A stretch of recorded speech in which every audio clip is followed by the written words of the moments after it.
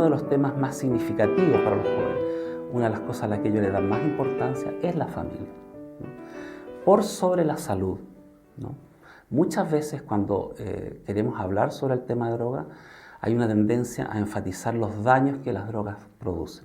Si matan neuronas o no matan neuronas, si dañan tu cerebro o no dañan tu cerebro, si afectan tu salud general o no afectan tu salud general. Para los jóvenes la salud no es un tema. Los jóvenes no están preocupados de la salud.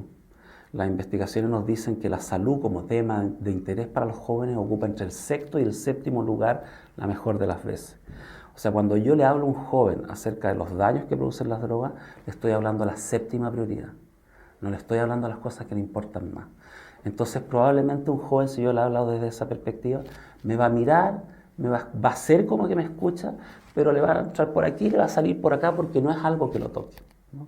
La salud es un tema para las personas desde los 45 años para arriba, ¿no? Porque es la edad en que uno ya está como en la mitad de la vida y empieza a tener los achaques.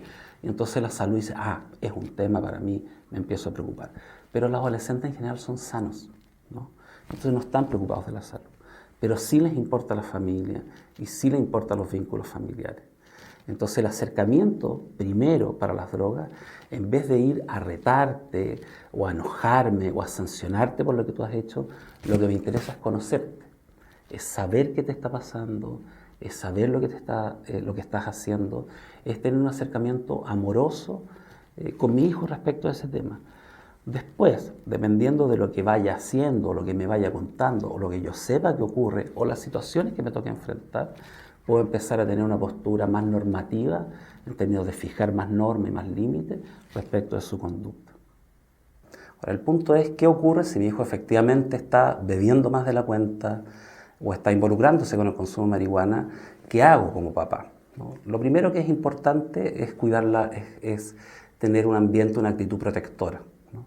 Más que enojarme, lo primero que tengo que entender es decir, ¿qué le está pasando a mi hijo?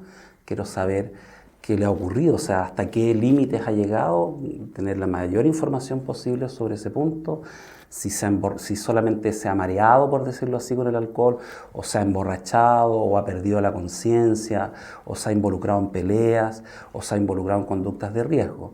Cuando los hombres abusan del alcohol, típicamente se involucran en conductas de riesgo del tipo agresión, peleas y violencia. Cuando las mujeres abusan del alcohol, se involucran en conductas de riesgo ligadas a la sexualidad. Entonces me interesa saber como papá qué ha ocurrido con mi hijo o mi hija en ese sentido. Después de eso es de entender qué motivaciones tuvo, es decir, qué lo llevó o qué la llevó a excederse, con qué frecuencia ha ocurrido, si es algo que está siendo recurrente o es una experiencia aislada. Si es una experiencia aislada, vale todo lo que hemos conversado antes. Si ya empieza a ser una experiencia recurrente, es una medida de más riesgo y que tengo que tomar otras acciones respecto de eso. Una de ellas, por ejemplo, es por la posibilidad de pedir ayuda, ¿no? Si pienso que mi hijo o mi hija se ha involucrado en conductas de mayor riesgo, de mayor consumo y con cierta recurrencia, creo que es importante pedir ayuda como papá o como mamá, ayuda de especialista, y para eso puedo recurrir al Senda, que es a través del teléfono del Senda o de la página web, que es de la oficina de gobierno, o concurrir a los consultorios o sistemas de salud cercanos, donde en general hay un primer acercamiento que te permite abordar el tema, ¿no? Lo otro importante es cómo le explico a mi hijo que esas conductas son de riesgo.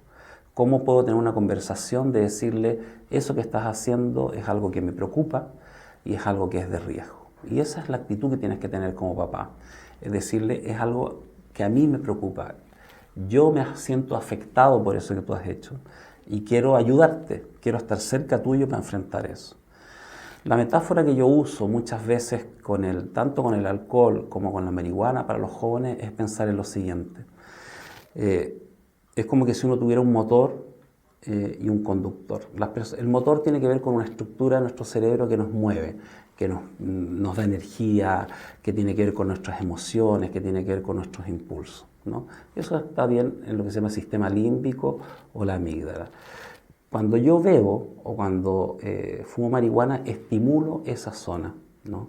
Exacerbo esa zona. Puedo exacerbarla hacia emociones más expansivas, reírme de riesgo, o hacia conductas más depresivas.